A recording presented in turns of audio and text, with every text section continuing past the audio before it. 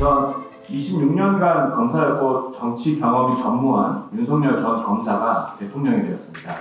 약 1년 전에 대통령이 취임했는데요. 윤석열 정부의 특색은 정부 요직에 검사나 검찰 수사관, 즉 검찰 출신들이 포진해 있다는 것입니다. 특히 사람, 돈, 정보를 관리하는 주요 보직을 검찰 출신들이 포진하여 장악하고 있다는 것이 가장 큰 특색입니다. 가히 검찰공화국이라고 할 만합니다. 이러한 검찰공화국을 가능케 하는 수단은 막강한 검찰권에 있습니다. 검찰 권력이라고도 다르게 표현할 수 있겠는데요. 검찰은 기소권과 수사권을 갖고 있고 약 6,200명이 넘는 검찰 수사관을 거느리고 있습니다. 윤석열 정부는 이와 같은 수사 재량, 기소 재량을 갖고 있는 검찰권을 최대한 정치와 통치에 이용하고 있습니다. 즉 검찰이 정치와 통치의 전면에 나서고 있는 것이 윤석열 정부의 가장 큰 특색입니다. 이를 가능하게 하는 것은 검찰 특수부 라인과 참고로 검찰 특수부 라인은 2019년 10월에 반부패 수사부로 명칭이 변경되었습니다. 특수부 라인과 윤 대통령과 근무 이념 중심의 검찰 핵심 간부 등 이른바 윤석열 사단이 검찰 주요 보직에 포진하고 있는 것입니다. 이러한 윤석열 사단은 대통령의 하명이 없더라도 윤 대통령의 의지를 읽을 수 있고 이에 따라서 정치인에 대한 불공정 수사와 기소를 하고 있습니다.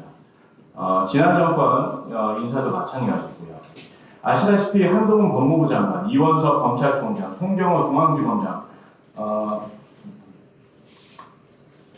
중앙지검장, 그리고 중앙지검 반부패 1, 2, 3부장 등 모두 윤석열 사단입니다.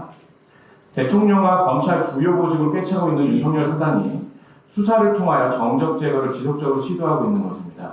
검찰이 정치 전면에 등장했다고 볼 수 있습니다. 수사권과 기소권 모두 정말 막강한 검찰의 권한이지만 검찰이 기소를 하면 독립한 사법부의 판단을 통해 검찰권은 어느 정도 통제될 수 있습니다. 그러나 기소하지 않으면 사실상 어떠한 견제 장치도 없는 것이 현실입니다. 즉 검찰의 가장 막강한 권한은 기소 편의주의에 기반한 불기소 처분입니다. 기소를 하지 않는 것이 가장 막강한 권한인 것인데요. 예를 들면 여기 보시다시피 현재 도이치모터스 수사는 윤석열 사단인 김영철 반부패 제2부죠. 부장검사가 진두지휘하고 있는데 김건희 여사는 소환 조사조차 안 하고 있습니다. 반면에 김영철 검사는 야당 지금 돈봉투 사건이라고 해야 될까요? 돈봉투 의혹 사건과 관한 수사도 진두지휘하고 있는데 야당 정치인에 대한 수사는 피의 사실을 이기 망신주기식 수사를 통해서 여론의 재판정에서는 이미 유죄 판결을 받게 합니다. 심히 불공정한 수사라고 할 수 있겠는데요. 또한 좀 첨언을 하자면 박상도 전 의원 수사와 기소에 있어서도 증거 능력이 불충분한 증거를 갖고 박 전 의원을 기소하였고 공범에 해당하는 박 전 의원 아들은 기소조차 하지 않았습니다. 아시다시피 박 전 의원은 1심 무죄가 선고되었습니다. 현재 항소심 진행 중입니다. 중요한 것은 그 아들은 기소조차 안 한 것이고요. 시행령 통치로 이제 넘어가기 전에 제가 이제 수사 통치라고 명명을 하였는데요. 여기로 시행령 잠시만요.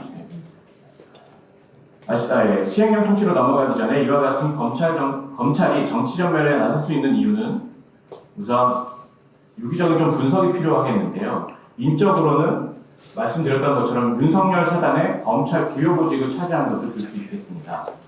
제도적으로는 검찰의 막강한 권한에 있고요. 검찰 개혁의 중요한 것은 검찰의 수사권 폐지였습니다. 그런데 검찰의 경제 부패 범죄에 대한 수사 권한을 내려놓지 못하고 있습니다. 그 이유는 경제 부패 범죄 수사를 통해서 정치권의 영향력을 행사할 수 있기 때문입니다. 그리고 이 경제 부패 범죄 반부패 수사부가 인지 수사를 할 수 있는 부서이기 때문에 표적 수사, 인지 수사가 가능하여 정치권의 즉 공명심을 최대한 발휘할 수 있는 영역이라고 보시면 될 것 같습니다. 네, 여기서 더 나아가 지난해 관련법 개정으로 검찰의 수사권은 이대범죄죠. 더욱 축소되었는데요. 윤 정부는 시행령을 통하여 검찰의 수사권을 법 개정 취지와 목적에 반하여 오히려 확대하였습니다. 그것이 이른바 검수 원복 시행령입니다. 시행령 통치는 그 자체로 위법한 것입니다. 행정부의 행정입법은 근본적으로 법률의 위임 범위를 벗어나서는 안 됩니다. 그런데 윤석열 정부는 국회 입법 과정을 생략하고 법률에 어긋나는 시행령을 만들어서 자신들의 정치적 목적을 달성하려고 하는 것입니다. 즉 여소야대 국면에서 법 개정과 제정은 여의치 않으므로 시행령 통치를 시도하고 있는 형국입니다. 이는 위헌 위법유는 물론이고 국회 입법권을 침해하는 것이며 법치주의 상권 원리를 침해하는 것입니다. 시행령 통치의 대표 사례를 보시면 법무부 인사정보관리단 설치, 그리고 경찰국 설치, 행안부 내 경찰국 설치죠. 법무부 인사정보관리단, 검사의 직접수사 확대, 이른바 검수원복 시행령, 그리고 국정원 신원검증센터 보안업무 규정 시행규칙 개정 등이 있습니다. 윤석열 정부의 지금 이 보시다시피 시행령 통치의 특징은 권한 밖의 제도나 조직을 시행령 등을 통해서 우선 만들어 놓기만 하면 그 제도나 조직을 폐지하는 것은 현실적으로 쉽지 않습니다. 예를 들어서 공수처 같은 것을 만들어 놓으면 폐지하기, 공수처를 폐지한다는 이야기는 아니지만 폐지하기 어렵다라는 것이고요. 거기서 일정 물적 자원을 투하하면 이미 어떤 제도나 조직은 쉽사리 사법부의 판단은 또 오래 걸리는 것이고 제도는 폐지하기 힘든 것이므로 그것을 노리고 시행령 통치를 감행하고 있다고 봐야 합니다. 그 시행령 통치의 대표적인 사례는 지금 말씀드렸다시피 법무부 인사정보관리단이 있습니다. 인사정보관리단은 행정조직 법정주의, 즉 행정부의 주요 조직 만들기 위해서는 법률을 개정해서 설치해야 합니다. 그런데 윤석열 정부는 이러한 법 개정 없이 인사정보관리단을 법무부 산하의 시행령을 통하여 설치하였습니다. 명백히 행정조직 법정주의 위반입니다. 그리고 인사혁신처의 고위공직자 검증 사무는 인사혁신처 핵심 보유 사무이기 때문에 다른 조직에 정부 조직법 6조를 거론하면서 위임 위탁할 수 없습니다. 윤석열 정부가 법무부 산하의 인사정보관리단을 만든 것은 인사와 인사검증을 통한 검찰공화국을 만들기 위함이었습니다. 인사추천도 검사 출신, 인사검증도 검사 출신, 최종 검증도 검사 출신이, 최종 인사권자인 대통령까지 26년은 검사를 생활했던 검사 출신이 하고 있습니다. 검찰 출신이 모든 인사검증 및 추천에 관여하며 검찰 출신들을 정부 주요 요직에 배정하는 시스템인 것입니다.